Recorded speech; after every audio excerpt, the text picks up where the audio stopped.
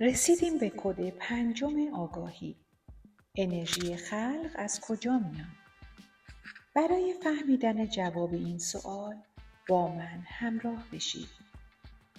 اون روزی که تصمیم گرفتم تغییر کنم، یه چیز عجیبی توی بدنم ظاهر شد. یه جور حس خستگی پنهان. انگار بدنم نمیخواست حرکت کنم.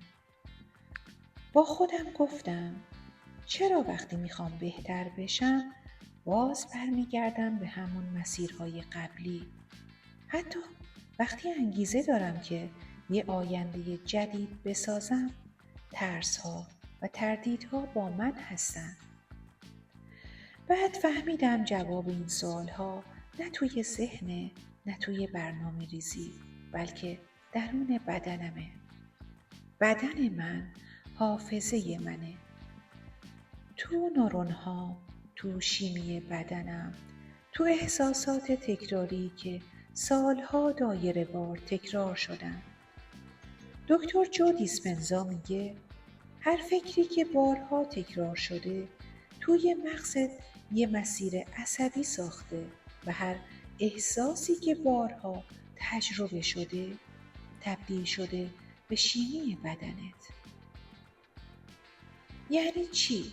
یعنی بدن من یاد گرفته چطور همون آدم سابق بمونه، حتی وقتی ذهنم میخواد پیش بره. و اینجاست که بدن مغز رو هدایت میکنه.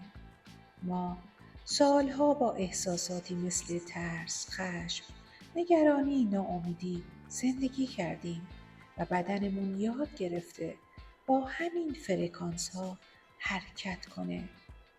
وقتی دوباره مثل قبل فکر میکنم بدنم باهاش هماهنگ میشه و همون انرژی تکراری رو تولید میکنه.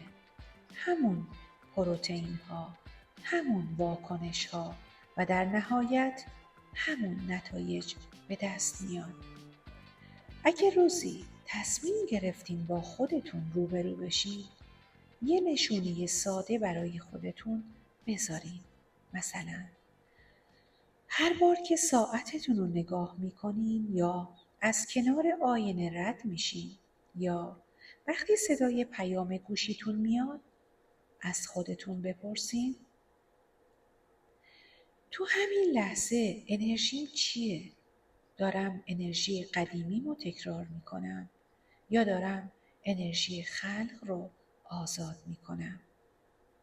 همین سوال کم کم مسیرهای قدیمی رو خاموش میکنه و باعث میشه یه حس روشن توی وجودتون فعال بشه. حالا نوبت توئه. بیایید با هم یه تمرین انجام بدیم. اسم تمرین اینه: آزادسازی انرژی خلق. بهتره در پایان هر روز انجامش بدی. اینطوریه که یه رفتار یا فکر تکراری رو در خودت شناسایی کن، مثل شک، ناامیدی، نگرانی. بعد سعی کن بفهمی چرا این رفتار یا حس تکراری رو داری. ریشش رو حس کن. سعی کن بفهمی چی باعثش شده.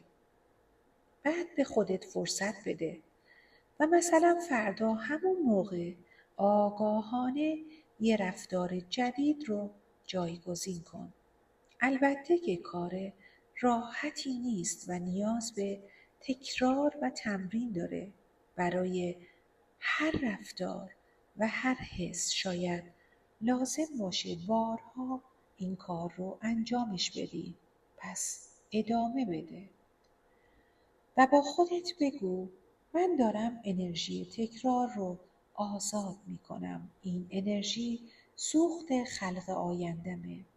پس این تمرین ارزششو داره بارها تکرار بشه و به خودت بارها اینو بگو من از گذشتم انرژی بیرون میکشم و باهاش آیندم رو میسازم.